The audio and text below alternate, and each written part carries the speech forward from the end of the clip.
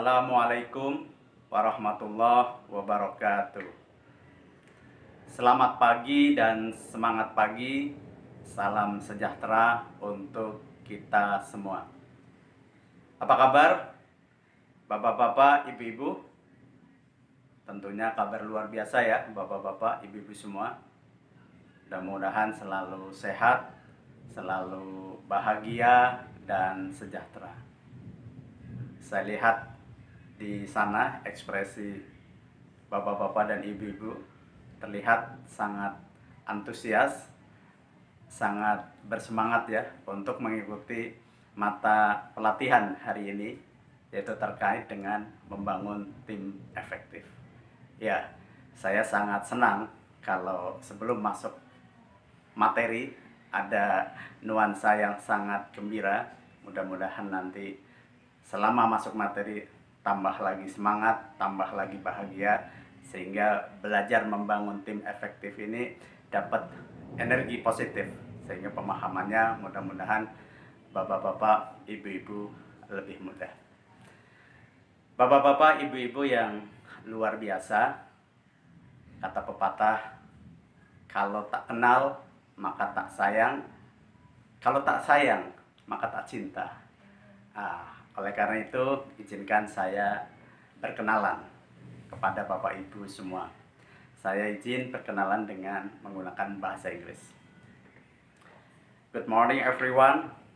First of all, thank you very much. My name Sugiharto. Most people call me Sugi. Sugi sometimes that's meaning rich man in bahasa orang kaya. I was born in Cilacap, Central Java, at August age 1969. I was married, have one daughter, and she is fresh graduate from university. Currently, I work at Pusdiklat BPS as a Widya Iswara. That's all. Thank you very much.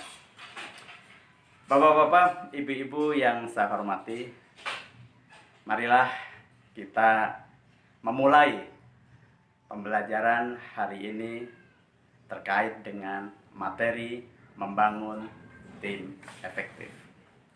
Salah satu agenda, yaitu agenda kedua di pelatihan kepemimpinan pengawas. Di sana ada satu mata pelatihan yang sangat terkait dengan peran Bapak Ibu sebagai leader, yaitu mata pelatihan membangun tim efektif.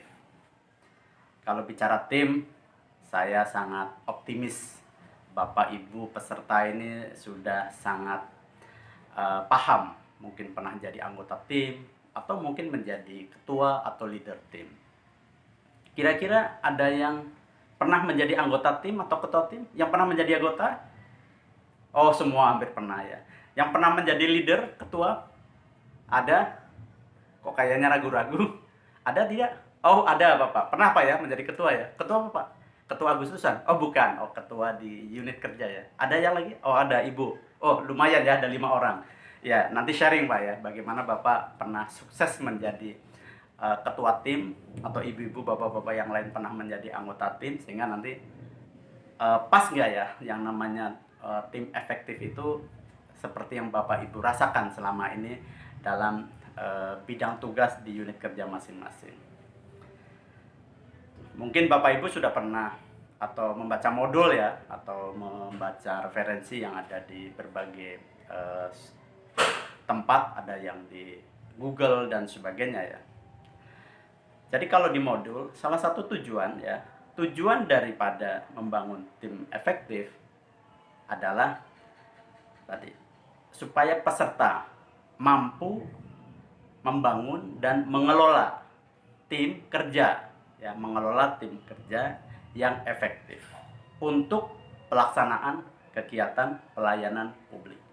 Ya, jadi tujuannya adalah ya membangun, membentuk, kemudian mengelola tim ya, tim yang efektif untuk tujuan pelaksanaan kegiatan pelayanan publik. Ya, tentunya bicara membangun tim efektif, ini kalau kita bahas utuh ya, sekuensi dari A sampai Z, itu 18 jam pelajaran ya, jadi cukup panjang ya. Jadi 18 jam pelajaran berarti ya hampir 2 hari ya. Jadi hari ini kita hanya akan fokus kepada salah satu subtopik di dalam membangun tim efektif, yaitu terkait dengan tahapan, yaitu tahapan membangun tim efektif. Sebelum kita masuk materi yang cukup detail terkait dengan tahapan membangun tim efektif, saya ingin mengawali supaya ada kesegaran, kegembiraan Bapak Ibu. Jadi sebelum materi, mari kita tonton sejenak video pendek ya. Kita putarkan video pendek Piala Dunia. Piala Dunia, final Piala Dunia tahun 2018. Negara mana Pak? Lawan mana Pak? Oh iya, Bapak ini pintar nih, pasti pemain apa ya? Hobi bola Pak ya? Negara mana Pak? Iya, Perancis ya Pak? Perancis lawan Indonesia? Oh bukan, Perancis lawan Kroasia. Oke, baik. Jadi kita tonton video pendek ini, kira-kira nanti semangatnya kita membawa permainan-permainan ini kira-kira masuk menjadi hal yang penting nggak? Apakah ini menjadi yang namanya tim efektif atau bukan? Baiklah, kita tonton sejenak video final Piala Dunia 2018. Pogba! For France! And possibly now! It will be some can-can on the Champs-Élysées tonight. France are the champions of the world. Bapak Ibu yang luar biasa, saya minta komentar 1-2 orang saja nih. Kira-kira permainan bola tadi ya antara Perancis melawan Kroasia ya, itu termasuk termasuk tim efektif atau bukan kira-kira? Ya silakan. Ya ibu ya silakan ibu. Oke. Oh ya, terima kasih ibu ya, termasuk tim dan efektif ya. Oke ibu. Bapak sebelah sana. Oh ya, gimana Pak? Termasuk tim bukan dan efektif? Oh iya, tim. Ya. Oh iya, karena memang jumlahnya 11 ya, otomatis ini sudah kategori tim dan efektif ya. Bapak Ibu yang luar biasa. Jadi kita lanjutkan. Apa sebenarnya tahapan di dalam membentuk atau membangun tim efektif? Ya, jadi ada 5 tahapan yang dilalui pada saat membangun tim efektif. Yang pertama adalah forming. Baca ya Bapak Ibu ya. Yang pertama adalah forming, pembentukan. Ya, ini adalah tahap pertama di dalam pembentukan tim efektif. Di dalam fase forming ini di awal biasanya setiap anggota itu bersemangat, antusias dan optimis ya untuk bergabung di dalam tim. Kemudian anggota juga ada yang sebenarnya merasa khawatir ya, pesimis. Kira-kira bisa nggak saya masuk di dalam tim gitu ya. Kemudian anggota biasanya masih mencoba menjaga image ya, masih sopan ya, masih santun lah, masih belum masih menghindari konflik. Kemudian fase kedua adalah fase storming. Ya, fase storming ini biasa kayak badai, ada kegaduhan ya. Di fase ini biasanya ada konflik peran dan kerjasama. Ya, biasanya anggota tim masih bingung, masih kecewa dengan posisinya, ngapain gitu ya. Kemudian di fase ini ketidakjelasan peran, ngapain saya masuk menjadi tim, apa job desk saya, itu biasanya menjadi penyebab. Karena ketidakjelasan tujuan juga seperti apa, kemudian persaingan di antara anggota sudah semakin kelihatan. Kemudian ada hal-hal yang sifatnya defensif ya, dan saling menyalahkan gitu.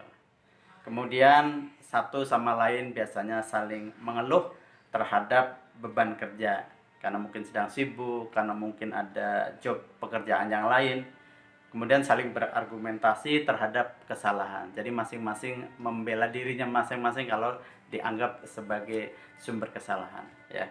Jadi storming ini cukup membahayakan kalau leader tidak mampu mengkondisikan cooling down lagi, ya. Jadi ini fase ini bisa memporak-porandakan apa yang akan dikerjakan oleh tim. Fase ketiga adalah norming, ya. Norming.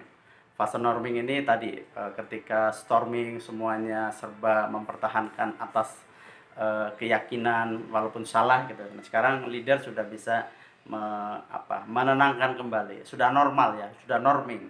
Jadi fokus terhadap tujuan sudah mulai kembali, ya, pada pencapaian tujuan. Jadi tujuan tim juga sudah dipahami oleh semua pihak, kemudian peran-perannya juga sudah mulai jelas. Jadi terjadi kesepakatan terhadap aturan main, ya. Kira-kira tim siapa yang mau diperankan, kemana tujuannya sudah sama-sama sepakat sehingga kerjasamanya semakin kuat. Jadi yang keempat yaitu fase performing, ya, fase performing. Ya, ini hal yang sangat diidam-idamkan oleh seorang leader, ya. Jadi tadi ketika semuanya sudah cooling down kembali kepada tataran normal, ya. Jadi di performing ini tim sudah bekerja sangat baik, sudah tujuannya muncul tercapai, ya.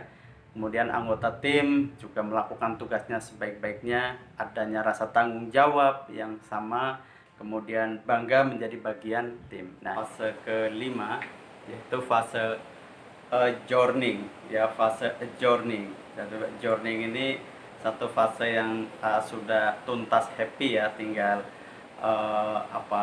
acara seremonial aja. Biasanya ada acara makan-makan, ada acara pesta, ya, karena tim sudah selesai. Bagi Bapak Ibu, sekarang kita coba praktekkan diskusi kelompok, masing-masing 5 kelompok, ya, 5 atau 6 kelompok. Nanti masing-masing ada leadernya mencari tema atau isu-isu yang kekinian, baik yang terkait dengan unit kerjanya atau mungkin sifatnya global. Silahkan saja, silahkan kita bentuk 5 grup, ya. Kita pakai breakout, ya. Kita breakout di 6 kelompok, satu kelompok, 5 kelompok, isinya 6 orang.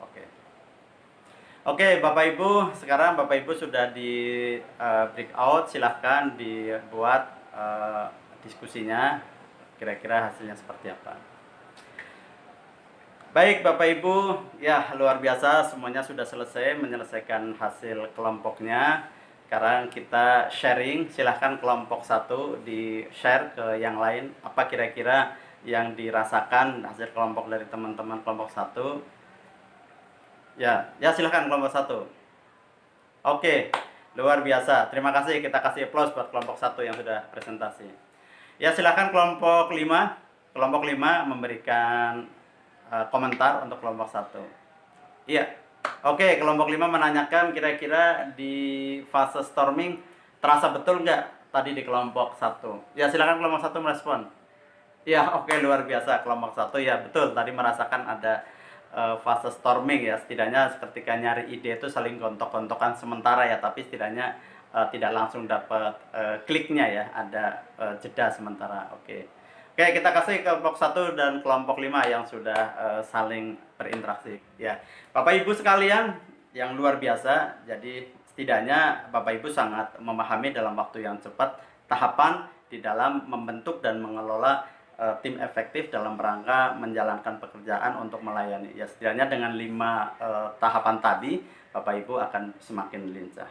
Baik, itu yang bisa menjadi kesimpulan apa yang dipelajari Bapak Ibu dalam rangka memahami tahapan membentuk tim efektif.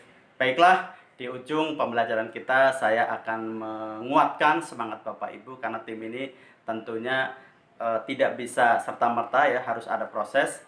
Maka saya akan mengambil kutipan, ya, mengkut dari kata-kata yang sangat luar biasa dari Henry Ford. Coming together, ya, coming together is a beginning. Staying together is progress, and working together is success. Jadi mudah-mudahan sukses untuk Ibu, Bapak semua.